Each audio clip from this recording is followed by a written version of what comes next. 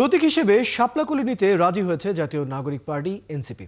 রোববার রাজধানীর আগারগাঁওয়ের নির্বাচন ভবনে সিইসির সঙ্গে বৈঠক শেষে দলটির মুখ্য সমন্বয়ক নাসির উদ্দিন পাটোয়ারি এই কথা জানান। তবে তিনি অভিযোগ করেন প্রতীক নিয়ে ইসির স্বেচ্ছাচারী আচরণ প্রকাশ পেয়েছে। এদিকে নতুন রাজনৈতিক দলের নিবন্ধন এই সপ্তাহের মধ্যেই হবে বলে জানালেন ইসি সচিব আখতার আহমেদ।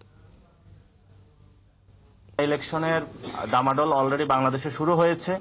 আমরা ইলেকশনের ফেজের মধ্যে যেতে চাই এবং ফেব্রুয়ারি ইলেকশনটা যাতে সুন্দরভাবে বাস্তবায়ন হয় আমরা অংশগ্রহণ করতে চাই। সেই জায়গাতে জাতীয় যে স্বার্থ রয়েছে, ওভারঅল রাজনীতির যে পরিস্থিতি রয়েছে দেশবাসীর মধ্যে, আমরা শাপলাকলি নিয়েও কিছু পজিটিভ সাড়া পেয়েছি এবং এটা শাপলায় ছিল, শাপলার চেয়ে আরো এক ধাপ এগিয়ে হলো, শাপলাকলিও এসেছে, অর্থাৎ শাপলাও আছে, কলিও আছে।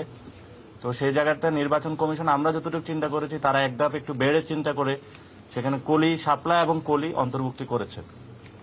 তো আমরা এটা পজিটিভলি নিয়েছি এবং তাদেরকে আমরা আহ্বান জানিয়েছি যে দ্রুত গতিতে যাতে এনসিপির যে নিবন্ধন প্রক্রিয়া এটা সম্পূর্ণ করে আমরা যাতে আমাদের মাঠে প্রতীক নিয়ে যেতে পারি সেই বিষয়ে সুরাহা সমাধানের করার জন্য।